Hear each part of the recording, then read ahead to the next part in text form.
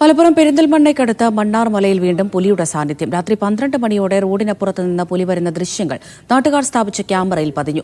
ഒരു മാസം മുൻപും പുലിയുടെ ദൃശ്യം ക്യാമറയിൽ പതിഞ്ഞിരുന്നു. പുലിയെ കുടുക്കാൻ സ്ഥാപിച്ച കൂട് പിന്നീട് വനം വകുപ്പ് എടുത്തു മാറ്റിയിരുന്നു. പുലിയെ പിടികൂടി ജനങ്ങളുടെ ഭീതി അകറ്റണമെന്ന് നാട്ടുകാർ ആവശ്യപ്പെട്ടു. നിരീക്ഷണ ക്യാമറ സ്ഥാപിച്ചുകൊണ്ട് വളരെ കൃത്യമായിട്ട് വീണ്ടും പുലിയെ ഈ ഒരു സ്ഥലത്ത് തന്നെ കണ്ടിട്ടുണ്ട്. ഇതിന്റെ ഒരു മാസം മുൻപാണ് ഇതേ രീതിയിൽ കണ്ടതിന്റെ അടിസ്ഥാനത്തിൽ ഉദ്യോഗസ്ഥരോട് ഇവർ അറിയിക്കുകയും അവർ കെണി സ്ഥാപിക്കുകയൊക്കെ ചെയ്തിരുന്നു. ആ ഒരു സമയത്താണ് മലപ്പുറത്ത് തൃക്കലങ്കോട് എന്ന പ്രദേശത്ത് പുലിയെ പിടിച്ചത്. അപ്പൊ അത് അന്ന് ഉദ്യോഗസ്ഥർ പറഞ്ഞിരുന്നു ഇതേ പുലിയാണ് അവിടെ പിടിക്കപ്പെട്ടിട്ടുള്ളത് എന്നായിരുന്നു.